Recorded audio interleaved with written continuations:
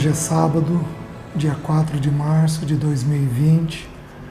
Nós estamos continuando os nossos estudos. Gostaria de lembrar mais uma vez que esse estudo é dirigido aos funcionários de uma empresa. São cerca de 500 funcionários, a grande maioria delas mulheres, costureiras. Então nós já estamos há 1 ano e meio estudando a Bíblia juntos, semeando a palavra de Deus. E como esse estudo atingiu uma abrangência um pouco maior, eu estou achando por bem sempre dar esse esclarecimento. Nós vamos continuar. Eu gostaria de dar mais uma palavra pastoral para esse momento que a gente está vivendo. Eu me comprometi com vocês na semana passada de estudar a respeito do medo na Bíblia, que é uma coisa muito significativa que a gente está vivendo hoje no dia a dia.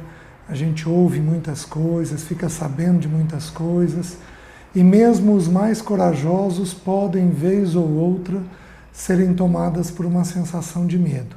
Então nós vamos estudar isso um pouco hoje nas Escrituras.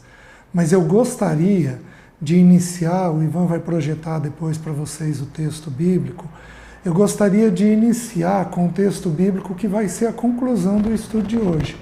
Eu gostaria de iniciar com o texto de Romanos, capítulo 10, versículo 13. Se você puder, dá uma olhadinha lá na tua Bíblia, mantenha ela aberta ali. O texto bíblico lá diz assim: todo aquele que invocar o nome do Senhor será salvo. Nós vamos entender, a Bíblia ela é muito enfática.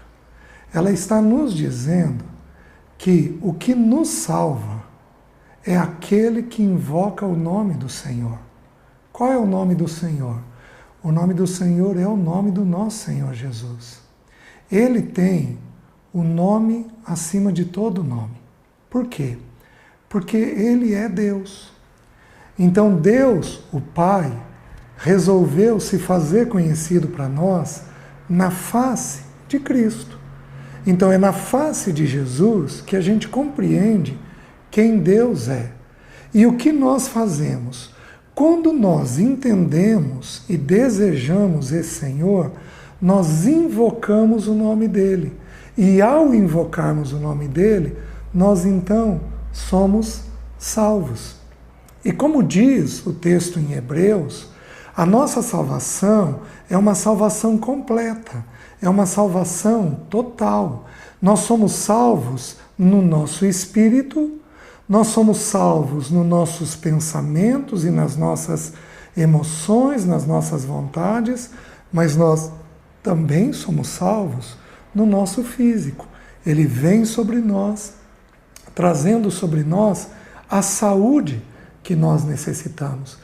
Então eu gostaria que você tivesse em mente, à medida que você for ouvindo o estudo, eu gostaria que você tivesse em mente que salvação, inclusive do corona, só é em um nome, no santo nome do Senhor Jesus.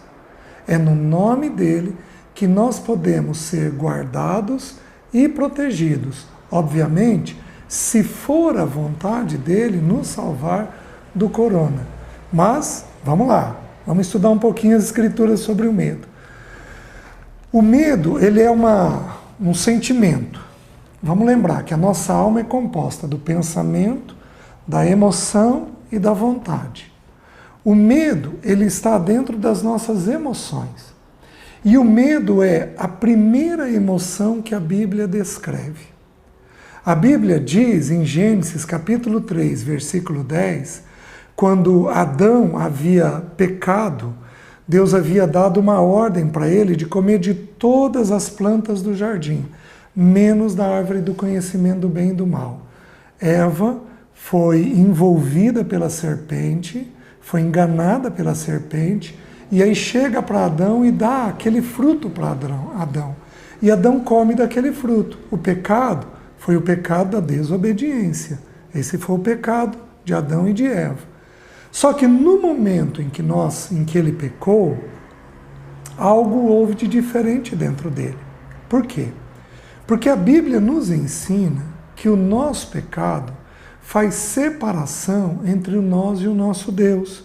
Você vai achar isso em Isaías 59 diz, porque os vossos pecados fazem separação entre vós e o vosso Deus. Então o que houve com Adão no momento que ele pecou? No momento que ele pecou, ele teve uma separação com o Deus dele, com o Pai dele. Porque o pecado nos separa de quem Deus é. E no momento em que houve a separação, ele começou a ter alguns problemas dentro dele, na mente, na emoção, na vontade. A nudez que antes não incomodava, passou a incomodar ele e Eva, eles ficavam envergonhados com aquilo, antes eles não tinham essa vergonha. Eles passaram a ter que esconder a nudez dele, esconder o pecado deles, então eles cozeram folha de figueira. Depois, quando eles ouviram a voz de Deus no jardim, eles se esconderam atrás de uma moita, ficaram escondidos na esperança de que Deus não os visse, mas eles ficaram escondidos. O pecado faz isso conosco. À medida que nós pecamos, nós vamos tendo vergonha e vamos nos afastando da verdade, tentando esconder a nossa verdade. Porém, Deus chamou. Gênesis 3:10. Adão, onde estás? E Adão então responde para ele dizendo assim: ouvi a tua voz no jardim, vi que estava nu, tive medo e me escondi. Então o medo, ele é um sentimento que sempre deriva de uma separação momentânea ou total de nós com Deus. Como nós fomos criados para Deus, quando nós temos medo, é porque naquela situação nós não estamos conseguindo colocar a pessoa de Deus. Há um exemplo no Novo Testamento muito claro para nós, que nós não vamos olhar, talvez a gente olhe ele na semana que vem, eu vou me deter hoje no Velho Testamento, mas há um exemplo no Novo Testamento que diz que Pedro, quando ele estava andando sobre as águas, enquanto os olhos dele estavam colocados no Senhor, ele andou sobre as águas. Quando os olhos dele saíram do Senhor e ele olhou a tempestade, o vento, as ondas, o barulho, as muitas águas, ele começou a afundar. Esse exemplo reflete muito bem o que ocorre conosco quando nós temos uma sensação de medo. Enquanto olhamos o nosso Deus, olhamos o nosso Senhor, estamos com os olhos fitos nele, colocados nele, o nosso coração, a nossa emoção é tomada por uma emoção de paz e de segurança. Mas quando tiramos os olhos dele, então nós começamos a ficar assustados com as situações. Essa situação do coronavírus, ela é uma situação que assusta. Por quê? Porque ela é uma situação que implica em morte. E o grande medo que todos nós temos é sempre o medo da morte. Então, nós temos pequenos medos. Alguns têm medos de cachorro, outros podem ter medo de subir num avião, outros têm medo de dirigir um carro, alguns têm medo de sair na rua sozinho, alguns têm medo do filho estar andando sozinho. São muitas as sensações de medo que podem envolver a alma do ser humano. O medo de faltar no futuro, o medo de nós não termos saúde, de nós morrermos fora de hora e por causa dessa morte nós não conseguirmos criar os nossos filhos. Muitos são os medos que envolvem o ser humano, mas todos os medos menores envolvem, via de regra, um medo maior, que é o medo da morte. O medo que temos, então, de um dia morrermos. E nós precisamos entender uma coisa muito simples. Romanos 14:9 diz uma coisa interessante. Ele diz assim: foi precisamente para este fim que Cristo morreu, para ser Senhor, tanto de vivos quanto de mortos. Foi precisamente para esse fim que Jesus morreu e ressuscitou, para ser Senhor tanto de vivos quanto de mortos. Então nós temos que entender que a obra de Jesus na cruz do Calvário é uma obra muito poderosa, muito abrangente. Então eu estou falando de um dos pontos que essa obra abrange, apenas um dos pontos. É o quê? Ele tirou da mão de Satanás o poder da morte. Ele tira da mão de Satanás as chaves da morte e do inferno, como nos ensina Apocalipse 1,18. Então ele traz para ele agora o poder de decidir sobre vida e morte. Então nós precisamos entender que vida e morte é um decreto de Deus Pai e de Deus Filho. Não é um decreto de mais ninguém. É muito importante que você entenda que é impossível uma criança ser gerada no útero de uma mulher sem que Deus sopre o fôlego da vida. Nós vemos isso com muita clareza em Gênesis 2,7. Lá o texto diz que Deus reuniu o pó da terra, formou Adão, só que Adão era um ser inanimado. Então Deus sopra nele o fôlego de vida e Adão passou a ser alma vivente. Ele passou a ter pensamento, emoção e vontade. Por quê? Porque Deus soprou o fôlego de vida nele. Então é impossível que uma criança seja gerada nesta terra sem que Deus sopre o fôlego de vida dele. Então a vida é decretada através de Deus.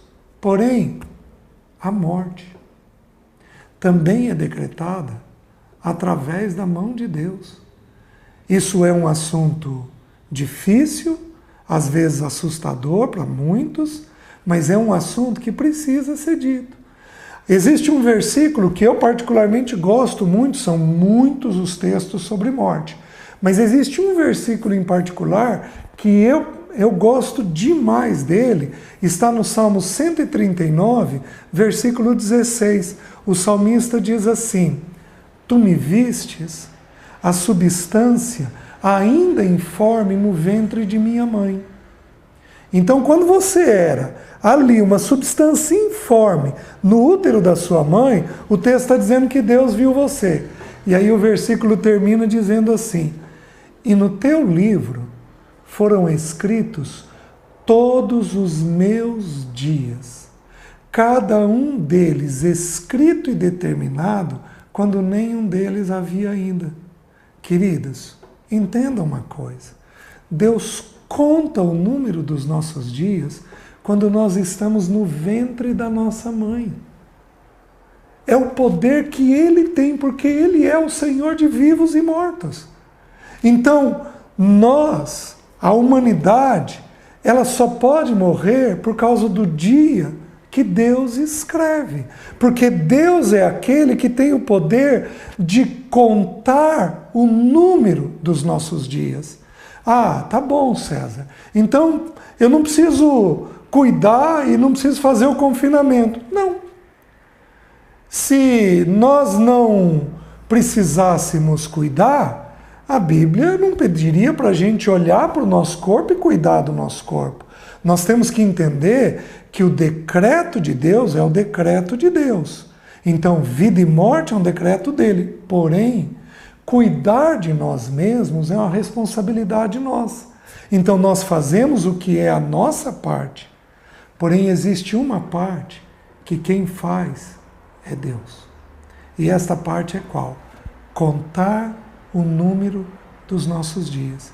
Então você precisa aprender a descansar neste Deus, que contou o número dos seus dias, contou o número dos meus dias. Quem pode garantir que um de nós vai estar aqui semana que vem?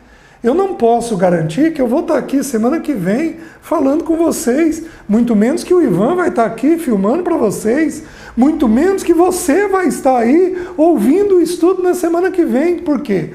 Porque este decreto não pertence a nós. Este decreto pertence a Deus, o Pai. Então, quando nós entendemos que vida e morte é um decreto dele e que nele nós precisamos aprender a ter tranquilidade, a nossa alma encontra finalmente paz, entendendo que esse assunto pertence a ele e que a nós pertence o assunto de nos prepararmos para este encontro com ele, porque um dia todos nós vamos nos encontrar com ele. Então nós precisamos estar preparados, esse é nosso papel. Então o meu papel no dia de hoje é ler as Escrituras, é orar, é cuidar da minha vida, é viver a minha vida bem com minha esposa, com os meus filhos, com os meus parentes, com os meus amigos, me preparando para aquele dia do encontro que eu vou ter com Deus. Só que é papel de Deus definir que dia vai ser esse. Você consegue entender? Então essas verdades, elas deveriam encontrar descanso dentro do nosso coração, de que Ele é aquele que estabeleceu vida e morte. E alguns comentaristas, eu nunca fiz esse estudo, então eu estou me baseando naquilo que alguns irmãos dizem. Alguns comentaristas dizem que nós temos 366 não temas na Bíblia. Se isso for verdade, nós temos um não temas para cada dia do ano. E Deus foi tão singular que incluiu o ano bissexto, para colocar um dia a mais, para não faltar nem naquele dia. Então nós temos uma promessa de não temas espalhado ao longo da Bíblia. E aí eu queria mostrar para vocês talvez uma porção de não temas que para a minha casa em particular é muito importante e fez muito sentido nas situações que nós vivemos de doença e de risco de vida, risco de morte que nós tivemos. Está em Isaías, capítulo 41.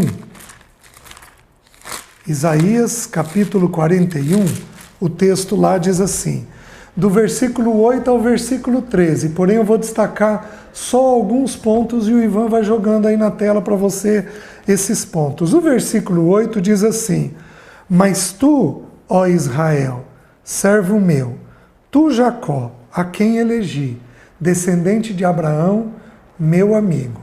Primeira coisa que o texto está dizendo, que Deus nos elege.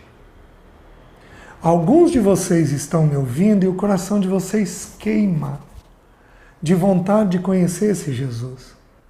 Vocês são atraídos para ouvir essa palavra. Vocês não têm rejeição nem aversão a isso.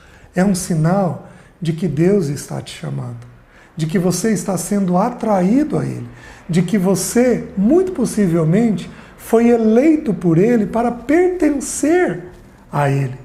E aí o texto continua e diz assim, tu, a quem tomei das extremidades da terra e chamei dos seus cantos mais remotos, e a quem disse, tu és meu servo, eu te escolhi e não te rejeitei. Então nós temos que entender que Ele elege e chama a gente.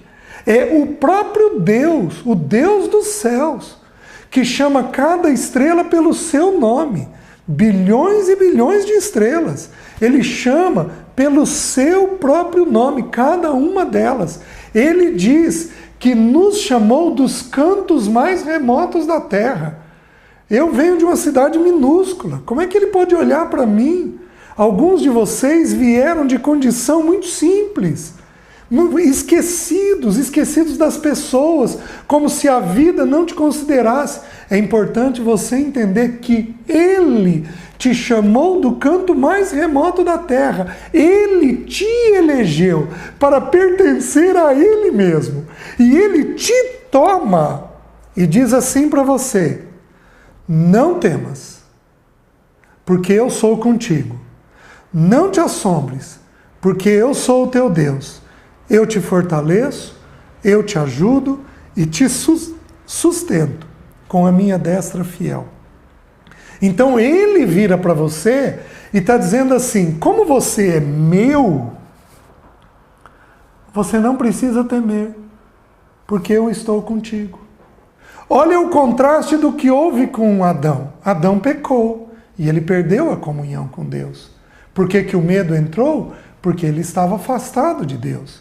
Mas todos aqueles que se voltam ao Senhor e que invocam o nome do Senhor, que invocam o nome do seu Deus, todos estes são chamados por Deus pelo nome. Ele não te deixa, ele não te abandona. Você é dele e ele é teu. Ele te tornou por menina dos olhos dele. E aí, quando nós vivemos uma situação difícil, como essa que nós estamos vivendo, ele mesmo vira e diz assim: não te assombres, porque eu sou contigo. Então, o que vai tirar o medo do teu coração? A segurança de que Ele está contigo.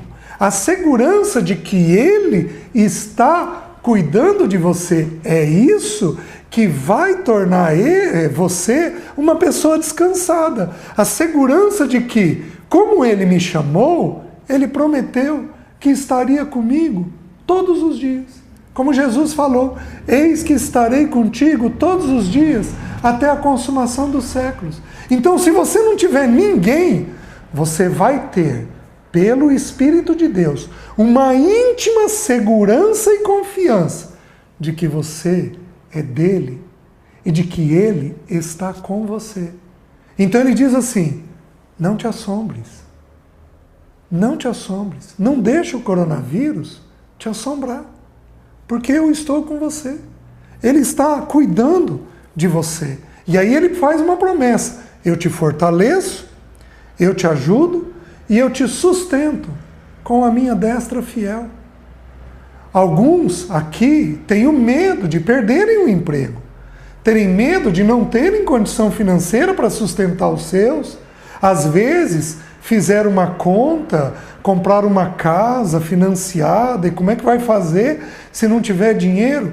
Ele está prometendo que te sustenta. Nada nos falta. Ele traz uma salvação completa, inclusive para o nosso recurso financeiro, porque Ele é um Pai amoroso e perfeito. Então nada vai nos faltar. São as promessas que Ele está falando. Eu te fortaleço, eu te ajudo e eu te sustento com a minha destra fiel. Existe uma outra versão que diz: com a minha mão direita vitoriosa, porque Ele é plenamente vitorioso em tudo. Então o teu coração precisa encontrar este descanso. E aí ele termina no versículo 13, dizendo assim: porque eu, o Senhor, teu Deus, te tomo pela tua mão direita e te digo: não temas, que eu te ajudo. Meus queridos, como a mão direita de um pai traz descanso.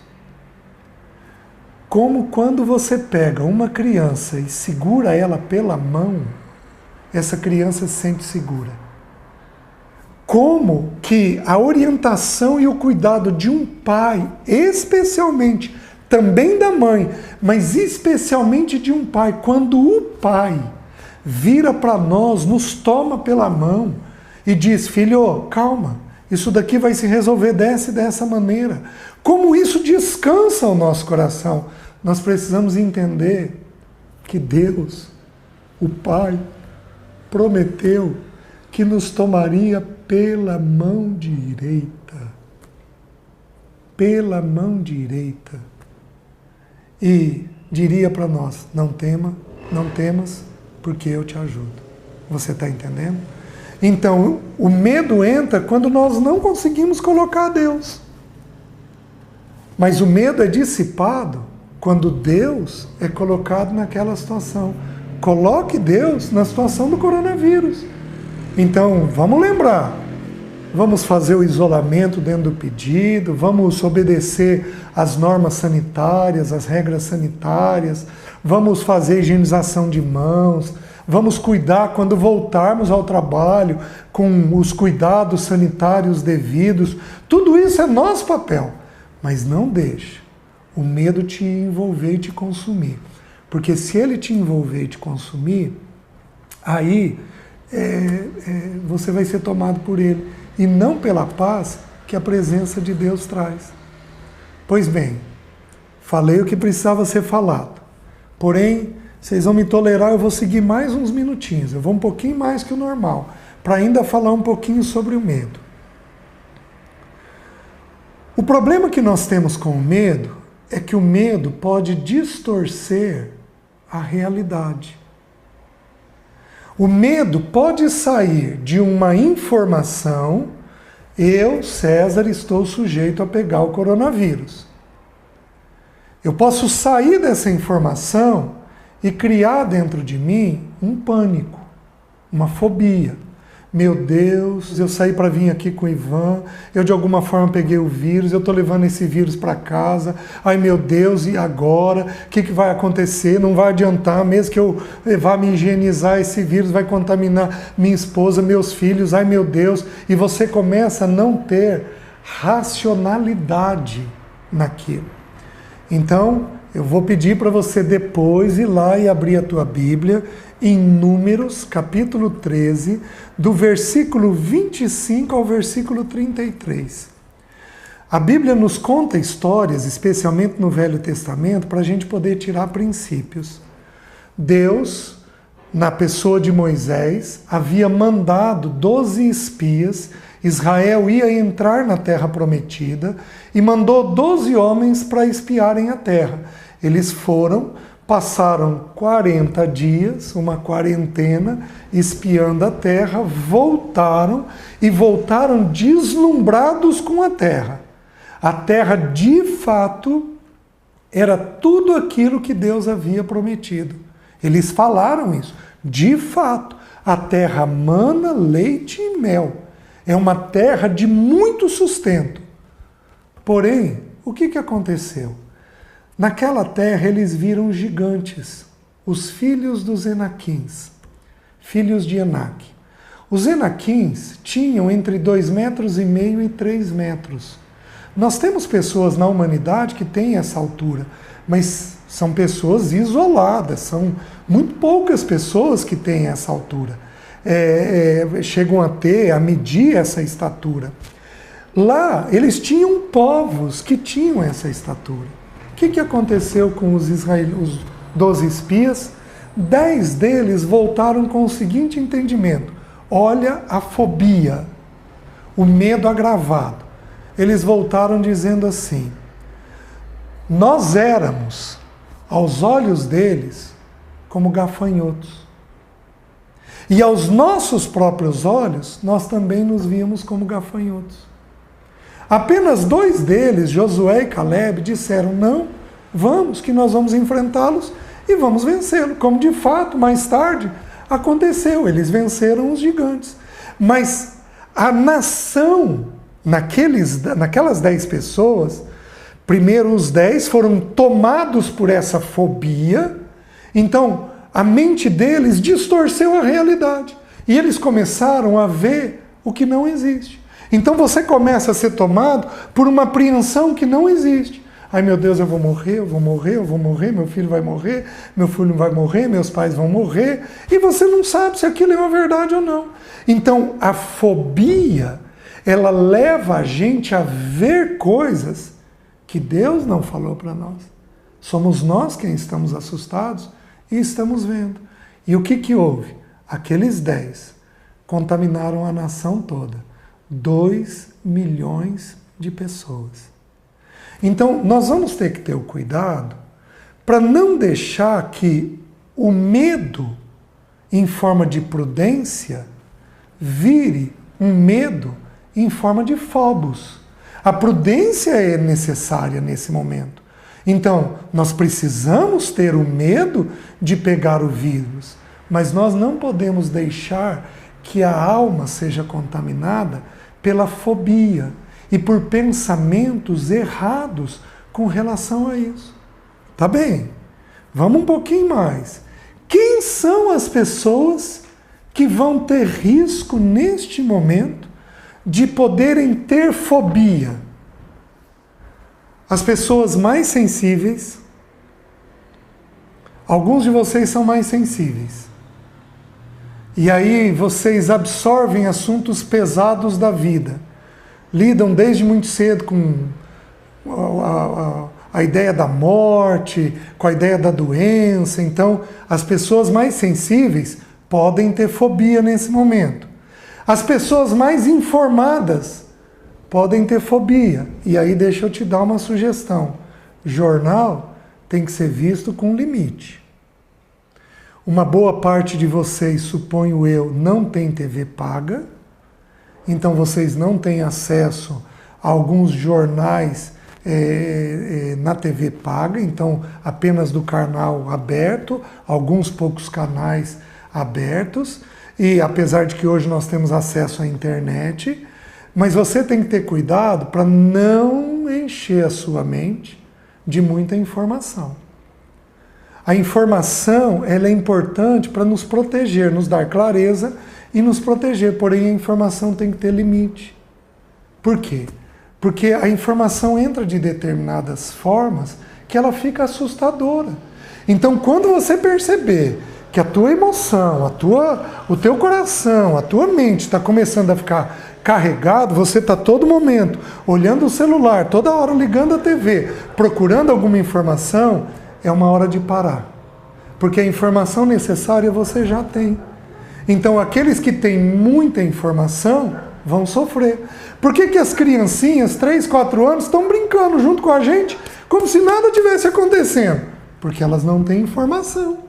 Elas não têm a clareza de tudo. Então, você precisa cuidar se você tem muita informação na cabeça. Se você tiver filhos sensíveis, voltando ao ponto anterior, você também tem que cuidar. Porque não dá para ficar conversando com o teu marido determinados assuntos perto de um filho sensível. Porque esse filho, ele é uma esponjinha. Ele absorve as coisas que estão sendo faladas. Que mais? Os mais solitários também podem ter um pouco mais de medo. Por quê? Porque como nós vimos no estudo de hoje, a solidão, ela facilita a entrada do medo. Quando você tem a presença de Deus, você não tem o medo. Mas quando você tem medo, você fica com solidão. Ou quando você se sente só, você fica também com medo. Uma coisa puxa a outra. Vou dar um exemplo que é muito simples. Teu filho de 5, 6 anos de idade tem um pesadelo e aí chora, você vai lá, pega ele, põe na tua cama e ele dorme literalmente feito uma criança, um bebê. Ele dorme seguro. Por que ele antes teve o pesadelo e agora ele está dormindo bem? Porque ele está no meio dos pais, tendo a presença dos pais. E isso dá descanso para a alma dele. Então as pessoas mais solitárias, mesmo aquelas cheias de gente, essas podem também desenvolver um pouco de pânico. Quais as outras? As mais quietas, aquelas que não falam. Porque elas põem um pensamento ruim na cabeça e elas poderiam aliviar pela fala, mas elas não falam. Então elas apenas ficam com aquele pensamento guardado na mente delas. Então aquele pensamento que ela não pôs para fora vai aumentando, vai aumentando, vai aumentando. E aí ela pode sair de um medo de prudência para um medo de fobia. Ela vai entrando então nesta fobia. Então é muito importante que aqueles que são quietos coloquem as coisas para fora. Coloque os pensamentos que você está tendo. Se você tem filho quieto, por favor, senta com ele. Vai lá ficar perto dele e faz perguntas para ele ir falando as coisas com você. Não deixe ele ficar muito quieto, porque à medida que a gente fala, a gente alivia. Quais os outros que podem ter fobia? Aqueles que são mais perfeccionistas, que são mais controladores, que mantém tudo muito em ordem, que mantém tudo muito organizado, tudo muito limpo. A limpeza e a organização são essenciais para uma vida saudável, mas tem pessoas que são obcecadas com isso. Essas também correm o risco de ter fobia, de ter um medo que amplia mais. Quem mais? Aqueles que tiveram traumas no passado. Perderam pai e mãe cedo, perderam algum ente querido muito cedo, tiveram uma morte muito trágica perto de si, que foram muito sensíveis e lidaram com o medo muito cedo, ou que tiveram pais que não lidaram bem com o medo e foram muito assustados na vida, ao longo da sua vida, ao longo dos anos. Então, estas pessoas, também nesta hora do coronavírus, podem ser tomadas por uma sensação de medo. E aí, você vai ter que aprender a se cuidar. Como é que você vai se cuidar? Agora eu volto para o primeiro texto. Todo aquele que invocar o nome do Senhor será salvo. O que você vai fazer quando a tua mente tiver pensamentos de medo, assustados? Quando tua emoção tiver a emoção do medo, do susto, do arroubo, daquele desespero, o que você vai fazer? Você vai trazer o nome do Senhor na sua mente. Você vai lembrar que Ele é o teu Deus. Que Ele escreveu, já escreveu, dia do teu nascimento e dia da tua morte. Você vai adorar esse Deus. Aproveita que você está em casa, aproveita o advento da internet que nós vivemos e baixe no teu celular boa música de louvor a Deus. Música que adore a Deus. A gente sabe tantas músicas. Faz lá, cria lá uma playlist para você, música de adoração. Deixa a tua mente ser ocupada pelo nome desse Deus, pela pessoa do Senhor Jesus. Faça o que muitas pessoas têm feito. Abra estudos, vai lá, vai ouvir os estudos, vai ter estudos onde você pode ir tendo entendimento, clareza desse Deus, da pessoa do Senhor Jesus. Invoque o nome do Senhor através da boa música, da adoração, através de ler as Escrituras, através de ouvir boas mensagens. Invoque o nome desse Deus, porque aí você vai ser salvo no teu espírito, a gente tem orado por isso, e na tua alma. Você vai ser salvo desses medos e desses temores. Tudo bem? Espero que você tenha compreendido e faça isso. Semana que vem eu vou dar mais uma palavra pastoral. Aí eu vou olhar no Novo Testamento as 3 palavras que falam de medo, as 3 palavras no grego que retratam o medo, tá bom? Deixa eu orar com você agora, tá? Deus, coloco cada casa dessa, cada mente, cada coração, cada emoção. Coloco os homens que estão ouvindo e oro para que eles sejam sacerdotes da casa deles, que eles desejem invocar o teu nome, que eles encham a casa dele de boa música, de boa adoração. Coloco as mulheres, que às vezes são mais suscetíveis a um temor ou outro. Senhor, peço que o Senhor as visite, peço que o Senhor cuide delas, peço que a tua presença dissipe o medo que elas podem ter. Senhor, oro pelos filhos, oro por aqueles que estão assustados, os adolescentes, que às vezes parecem ser indiferentes, mas que estão assustados. Eu oro por eles, eu abençoo a mente deles e eu peço que eles sejam ganhos e atraídos até o Senhor neste momento difícil. Senhor, eu oro pelas nossas crianças, pedindo que o Senhor os guarde. Pai, guarda as nossas casas de uma contaminação indevida. E se formos contaminados, guarda-nos de sintomas graves. E, Senhor, se for o dia do nosso chamamento, dá-nos uma experiência de paz contigo, de segurança contigo. Ajuda-nos, ajuda cada casa, cada família a compreender que esta não é a vida definitiva, mas que a vida definitiva é a vida eterna, é que aquela que está por vir. Ajuda cada casa, cada homem, cada mulher, cada adolescente, cada jovem a terem esta compreensão e terem, neste momento, uma preparação para a boa vida. Senhor, nos ajuda nisso. Eu oro em nome de Jesus. Amém. Deus te abençoe.